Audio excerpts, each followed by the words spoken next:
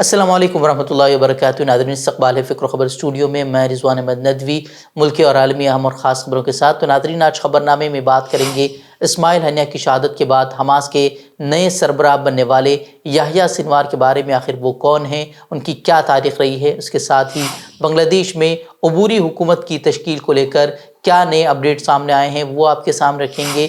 وقف board act میں ترمیم کو لے کر مرکزی حکومت نے اب کیا دعویٰ کیا ہے وہ بھی آپ کے سامنے رکھیں گے.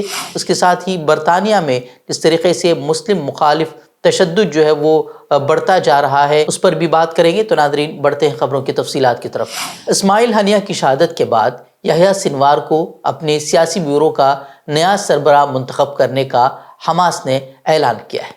61 سالہ سنوار کو اسرائیل 7 اکتوبر کو حماس کے اسرائیلی علاقے کے اندر ہونے والے حملے کے ماسٹر مائنڈ کے طور پر دیکھتا ہے. یحییٰ سنوار کو حماس کا سربراہ تو مقرر کیا گیا ہے، لیکن یہ ابھی تک واضح نہیں ہے کہ سنوار حماس کے ساتھی کارکنوں کے ساتھ بات چیت کرنے، تحریک کی روزانہ کی سیاسی کارروائیوں کو چلانے اور غزہ میں جنگ بندی کے مذاکرات کی نگرانی کیسے کرنے والے ہیں. تجزیہ کاروں کا کہنا ہے کہ یحییٰ سنوار کا تحریک کی قیادت کے لیے انتخاب براہ راست اسرائیل کو ایک بڑا چیلنج ہے اور حماس کی طرف سے اس کا سختگیر مزاحمت کا واضح پیغام ہے. یحییٰ سنوار کی بات کریں تو فلسطین انہیں اپر مائنڈ اور لیڈر آف دی شیڈو کہتے ہیں، کیونکہ وہ غزہ میں انتظامیہ کے سربراہ ہیں اور سرنگوں کا انتظام وہی کرتے ہیں، جبکہ یہودی انہیں 9 لائفز کے نام سے پکارتے ہیں کیونکہ وہ بہت سے حملوں میں بچ گئے تھے. یحییٰ سنوار کو جرأت مند اور اسرائیل کے سخت دشمن کے طور پر جانا جاتا ہے. سنوار خان یونس کے جنوب میں غزہ کے ایک پناہ گزین کیمپ میں پیدا ہوئے تھے اور المج سیکیورٹی آپریٹس کے سابق سربراہ بھی تھے. اسرائیل کی فوج نے یحییٰ سنوار کو 1989 میں خان یونس سے حراست میں لیا تھا اور انہیں 2 اسرائیلی فوجیوں کے اغوا اور قتل کے علاوہ 4 فلسطینیوں کے قتل کے الزام میں 426 سال قید کی سزا سنائی تھی. 2011 میں قیدیوں کے تبادلے کے معاہدے شالید کے تحت پھر انہیں رہا کر دیا گیا. وہ 2017 میں غزہ کی پٹی میں حماس کے رہنما بنے. حماس کے نئے سربراہ نے اپنی جوانی کا نصف سے زائد عرصہ اسرائیل کی جیلوں میں گزارا، جہاں انہوں نے عبرانی زبان پر عبور حاصل کیا اور انہیں جنگی حربوں پر مہارت اور اسرائیل کی چالوں سے واقفیت کی بنا پر اسماعیل ہنیہ کی شہادت کے بعد سب سے مضبوط رہنما تصور کیا جاتا تھا. اپنی رہائی کے بعد سنوار ایک بار پھر حماس کی صفوں میں تیزی سے بڑھ گئے. 2012 میں وہ گروپ کے سیاسی بیورو کے لیے منتخب ہوئے. یحییٰ سنوار 2014 میں غزہ کے خلاف اسرائیل کے 7 ہفتوں کے حملے کے دوران ایک اہم سیاسی اور فوجی کردار ادا کر چکے ہیں، جس کی وجہ سے اگلے سال امریکہ نے سنوار پر عالمی دہشت گردی کا لیبل لگا دیا. 7 اکتوبر طوفان الاقصی کے بعد یرغمال بنائے گئے قیدیوں سے بھی سنوار نے ملاقات کی تھی اور وہ اب بھی غزہ میں کہیں روپوش ہیں. اسرائیل کی ٹارگٹ لسٹ اور دشمنوں کی فہرست میں سب سے اوپر جو نام ہے وہ ہے یحییٰ سنوار کا. اسرائیلی خفیہ ایجنسیوں نے کئی مرتبہ انہیں قتل کرنے کی کوشش کی، لیکن وہ کبھی کامیاب نہیں ہو سکے. وہیں حزب اللہ اور حوثیوں نے منگل کو دیر گئے سنوار کی تقرری کا خیر مقدم کرتے ہوئے اسے اسرائیل اور امریکہ کے لیے ایک مضبوط پیغام قرار دیا اور کہا کہ یہ ظاہر کرتا ہے کہ حماس اپنی فیصلہ سازی میں متحد ہے. وہ یحییٰ سنوار کی تقرری پر اسرائیل نے سخت تنقید کی ہے اور کہا ہے کہ سنوار کی تقرری اس کے یعنی کہ یحییٰ سنوار کے اور حماس تنظیم کی یاد کو بھی زمین سے مٹانے کی ایک بڑی وجہ بنے گی. بہرحال حماس نے اسماعیل ہنیہ کے بعد ذرا سخت موقف اختیار کرنے والے یحییٰ سنوار کو اپنا سربراہ مقرر کیا ہے. اب یہ دیکھنا اہم ہوگا کہ جنگ بندی مذاکرات کس طرف جانے والے ہیں. اسماعیل ہنیہ کی شہادت کے بعد حماس کے عسکری تنظیموں نے جنوبی رفح شہر میں اسرائیلی ٹینکوں کو راکٹوں اور بموں سے نشانہ بنانے کی ایک نئی ویڈیو جاری کی ہے اور انہوں نے اس میں دکھایا ہے کہ کس طریقے سے اسرائیلی بختربند گاڑیوں کو اور ان کے ٹینکوں کو وہ تباہ کر رہے ہیں اور اسرائیلی فوجیوں کو نشانہ بنا رہے ہیں. وہیں دوسری جانب ایران اور اس کے اتحادیوں کی جانب سے اسرائیل پر حملے کی تیاریاں مکمل کر لی گئی ہیں. ایران نے اپنا ایئر سپیس بند کر دیا ہے اور روس سے اس نے ایئر ڈیفنس سسٹم بھی منگایا ہے جس سے کہ وہ اسرائیلی حملوں سے بچ سکے. بتایا جا رہا ہے کہ ایئر ڈیفنس سسٹم بھی ایران پہنچنا شروع ہو چکے ہیں.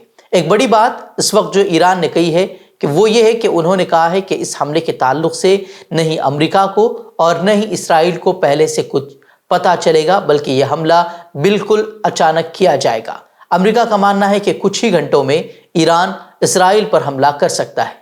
ایران پہلے ہی وارننگ دے چکا ہے کہ وہ ایک بڑا حملہ کرنے والا ہے۔ اسی کے پیش نظر کئی ممالک اسرائیل سے اپنے سفارتکاروں اور دفاعی حکام کو نکالنے کی تیاریاں بھی مکمل کر چکے ہیں۔ وہیں امریکہ نے بھی اسرائیل کو الرٹ کر دیا ہے اور اسرائیلی حکومت نے بھی کئی علاقوں کے لوگوں کو محفوظ مقامات پر جانے کی ہدایت دی ہے۔ وہیں امریکی وزیر خارجہ نے بیان دیا ہے کہ انہوں نے ایران اور اسرائیل سے براہ راست بات چیت کی ہے اور بتایا ہے کہ مزید حملے تنازعات، عدم استحکام اور عدم تحفظ کو جنم دے سکتے ہیں۔ اینٹونی بلنکن کا کہنا تھا کہ غزہ کی یرغمالیوں کے مذاکرات آخری مرحلے پر پہنچ چکے ہیں۔ یہ اہم ہے کہ فریقین معاہدے کو جلد از جلد حتمی شکل دینے کے لیے کام کر رہے ہیں۔ وہیں اسلامی ممالک کی بات کریں تو اردن، سعودی عرب، مصر سبھی ایرانی حملے کے خلاف ہیں۔ اردن کے شاہ عبداللہ دوم نے مصر، فرانس، کینیڈا، اٹلی کے رہنماؤں سے ٹیلی فونک رابطہ کیا ہے اور مشرق وسطیٰ میں سلامتی اور استحکام کے لیے کوششیں تیز کرنے پر زور دیا ہے۔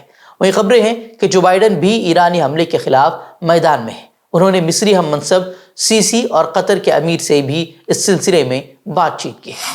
وہیں ہر کسی کو ایران کے ممکنہ حملے کی فکر تو ضرور ہے، لیکن غزہ میں جاری روزانہ کے قتل عام پر ہر طرف خاموشی ہے۔ آج بھی اسرائیل نے غزہ کے خان یونس علاقے کو بمباری کا نشانہ بنایا ہے۔ پچھلے کئی دنوں سے یہ علاقہ حملوں کا مرکز بنا ہوا ہے، جہاں درجنوں فلسطینی شہید ہو چکے ہیں اور کئی زخمی ہیں۔ بتایا جا رہا ہے کہ پچھلے کچھ دنوں سے صورتحال بے حد پیچیدہ ہو گئی ہے۔ 5 بڑے حملے چند دنوں کے اندر کیے گئے ہیں، لیکن کل ایک خاص حملہ مسجد کے قریب کیا گیا جہاں سینکڑوں بے گھر افراد پناہ لیے ہوئے تھے۔ اس حملے میں درجنوں افراد زخمی ہیں، ان کے لیے طبی خدمات بھی میسر نہیں ہے۔ مجموعی طور پر اگر سرکاری اعداد و شمار کی بات کریں تو غزہ میں اب تک 40,000 افراد، جبکہ غیر سرکاری اعداد و شمار کی اگر بات کی جائے تو 1 لاکھ سے زائد افراد جو ہے وہ شہید ہو چکے ہیں اور بے گھر افراد کی تعداد 2 ملین سے زیادہ ہے۔ اس کے باوجود مغربی ممالک میں پینک بٹن ابھی تک نہیں دبا ہے اور اب بھی وہ اسرائیل کے دفاع میں کھڑے ہوئے ہیں۔ وہیں ترکی نے اعلان کیا ہے کہ وہ ہیگ واقع بین الاقوامی عدالت انصاف ICJ میں اسرائیل کے خلاف جنوبی افریقہ کے نسل کشی کے مقدمے میں مداخلت کا اعلامیہ جمع کرائے گا۔ وہیں اسپین نے بھی ICJ میں جنوبی افریقہ کے ساتھ اس معاملے میں مداخلت کی درخواست کی ہے۔ کو معلوم ہونا چاہیے کہ ICJ میں جنوبی افریقہ نے اسرائیل جس طریقے سے غزہ میں نسل کشی کر رہا ہے اس کے خلاف انہوں نے اپیل دائر کی تھی اور کہا تھا کہ وہ اسرائیل کو روکنے کا کام کرے۔ ناظرین، بڑھتے ہیں کچھ ملکی خبروں کی طرف۔ تعلیمی اداروں میں حجاب یا برقع پر پابندی کا معاملہ ایک بار پھر سرخیوں میں ہے۔ سپریم کورٹ نے منگل کے روز جانکاری دی ہے کہ اس نے بامبے ہائی کورٹ کے فیصلے کے خلاف داخل عرضیوں کو فہرست بند کرنے کا حکم صادر کیا ہے، یعنی کہ جلد ہی حجاب پر پابندی کے خلاف داخل عرضیوں پر سپریم سماعت ہو سکتی ہے۔ قابل ذکر ہے کہ گزشتہ 26 جون کو بامبے ہائی کورٹ نے چیمبور ٹرامبے ایجوکیشن سوسائٹی کے NG آچاریہ اور DK مراٹھے کالج کے احاطے میں حجاب و برقعے پر پابندی لگانے کے فیصلے کی حمایت کی تھی۔ بامبے ہائی کورٹ کے اس فیصلے کے خلاف طالبات نے سپریم کورٹ میں عرضی دائر کی ہے اور ان عرضیوں پر جلد سماعت کی اپیل بھی کی ہے۔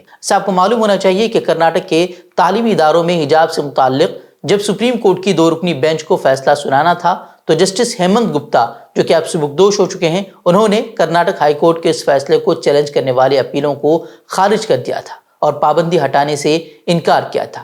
دوسری طرف جسٹس سدھانشو دھولیا نے کہا تھا کہ ریاست کے اسکولوں اور کالجوں میں کہیں بھی حجاب پہننے پر کوئی پابندی نہیں ہوگی۔ اب دیکھنا ہوگا کہ سپریم کورٹ اب اس معاملے میں کیا فیصلہ سناتی ہے۔ بنگلہ دیش میں گزشتہ کئی دنوں سے جاری سیاسی ہلچل کے بعد عبوری حکومت قائم ہونے والی ہے۔ نوبل انعام یافتہ محمد یونس کو بنگلہ دیش میں عبوری حکومت کی قیادت کے لیے چنا گیا ہے۔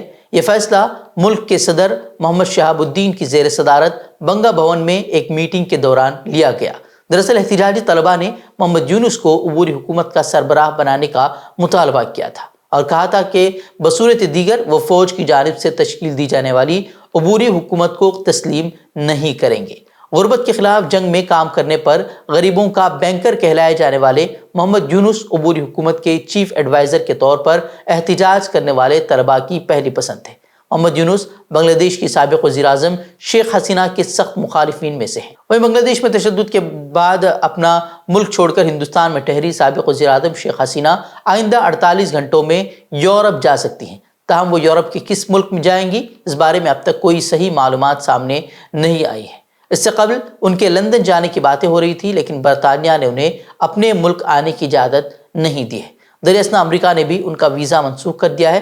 فی الحال وہ اتر پردیش کے غازی آباد میں واقع ہنڈن ایئر بیس کے سیف ہاؤس میں مقیم ہیں۔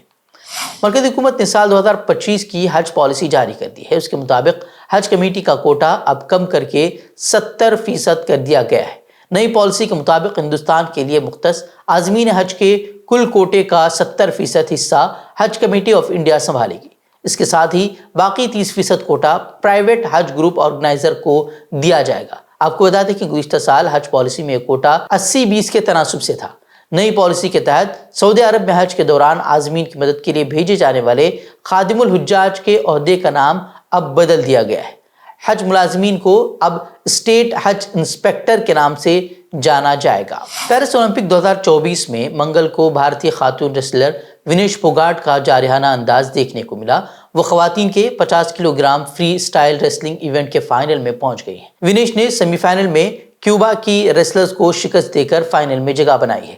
اس جیت کے ساتھ ہی ونیش نے بھارت کے لیے تمغہ یقینی بنا لیا ہے۔ فائنل میں جگہ بنانے والی ونیش پھوگاٹ کو مبارکباد دی جا رہی ہے۔ وہیں راہل گاندھی نے انہیں مبارکباد پیش کرنے کے ساتھ ہی بی جے پی پر بھی حملہ کیا ہے۔ انہوں نے کہا کہ ہندوستان کی بہادر بیٹی کے سامنے اقتدار کا پورا نظام منہدم ہو گیا، جس نے انہیں خون کے آنسو رلائے تھے۔ انہوں نے مزید لکھا کہ وہ تمام لوگ جنہوں نے ونیش اور اس کے ساتھیوں کی جدوجہد کو جھٹلایا اور ان کے ارادوں اور صلاحیت پر سوال بھی اٹھائے، ان کا جواب ان کو اب مل چکا ہے۔ بتا دیں کہ ریسلنگ فیڈریشن کے صدر اور بی جے پی رہنما برج بھوشن کے خلاف جنسی استحصال کا الزام عائد کرتے ہوئے ان کے خلاف کارروائی کا مطالبہ کرتے ہوئے کئی خواتین پہلوان وہ سڑکوں پر اتری تھی، لیکن انہیں مودی حکومت کی جانب سے مدد کے بجائے ان کے ساتھ جو سلوک کیا گیا اس نے خواتین کے تحفظ کے تئیں مودی حکومت کے دعووں کی کلی کھول دی تھی۔ کانگریس اور انڈیا اتحاد کی جماعتوں نے صحت اور لائف انشورنس پر GST عائد کرنے کے حکومت کے فیصلے کے خلاف پارلیمنٹ ہاؤس کے احاطے میں شدید احتجاج کیا اور GST کو حکومت کی منمانی قرار دیتے ہوئے اسے فوری طور پر واپس لینے کا مطالبہ کیا۔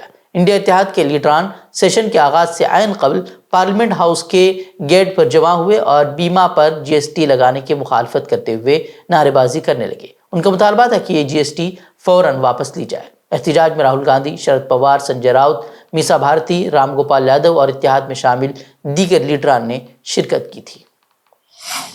برطانیہ میں مسلمانوں اور تارکین وطن کے خلاف تشدد پورے ملک میں پھیلتا ہوا نظر آ رہا ہے۔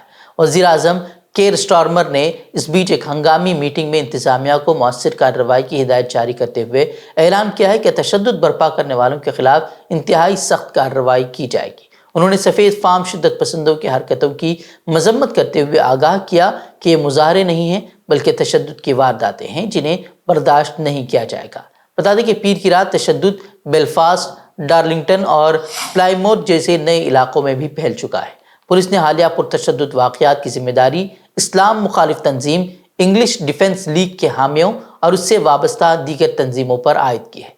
وہ ہنگامہ آرائی کرنے والوں نے پولیس کے ساتھ بھی مار پیٹ کی، ان پر اینٹیں، بوتلیں اور آگ کے گولے پھینکے گئے جس سے کئی پولیس اہلکار بھی زخمی ہوئے۔ مظاہرین نے اسلام مخالف نعرے بھی لگائے، لوٹ مار بھی کی اور دکانوں کو بھی نذر آتش کر دیا۔ وہیں لیورپول میں عیسائی، مسلمان اور یہودی مذہبی رہنماؤں نے مظاہرین سے پرامن رہنے کی اپیل کی ہے۔ وقف ایکٹ میں ترمیم کا بل آج یا کل میں پارلیمنٹ میں پیش کیے جانے کا امکان ہے۔ وقف ایکٹ میں ترمیم کو لے کر تمام مسلم تنظیمیں اعتراض ظاہر کر رہی ہیں اور اسے وقف کی جائیدادوں کو ہڑپنے کا حربہ قرار دے رہی ہیں۔ دوسری جانب مرکزی وزیر کرن رجیجو کا کہنا ہے کہ مرکزی حکومت نے یہ ترامیم غریب مسلم گروہوں کے دیرینہ مطالبے کی بنا پر کی ہیں۔ ان کا کہنا تھا کہ مختلف گروپوں کے ساتھ مشاورت کئی سالوں سے جاری تھی۔ ایک دن پہلے all India Muslim personal law board نے کہا تھا کہ ایکٹ میں تبدیلیاں قابل قبول نہیں ہوں گی اور وقف بورڈ کے اختیارات پر پابندی کو برداشت نہیں کیا جائے گا۔ بورڈ نے صاف کہا تھا کہ حکومت مسلمانوں کے تعلق سے جو بھی فیصلے لے رہی ہے اس سے انہیں کچھ دینے کا ان کا ارادہ نہیں بلکہ صرف چھیننے کا وہ کام کر رہی ہے، جیسے 3 طلاق قانون ہو، مولانا آزاد اسکالرشپ کا خاتمہ ہو یا جو بھی دوسرے قوانین ہو۔ وہیں اسد الدین اویسی نے بھی اس کی سخت الفاظ میں مذمت کی تھی۔ سپریم کورٹ نے منگل کو انڈین میڈیکل ایسوسی ایشن کے صدر ڈاکٹر آر وی اشوکن سے ان کے تضحیک آمیز بیانات کے لیے تمام بڑے اخبارات میں معافی نامہ شائع کرنے کی ہدایت دی ہے اور واضح کیا ہے کہ اس کے اخراجات انہیں خود برداشت کرنا ہوں گے۔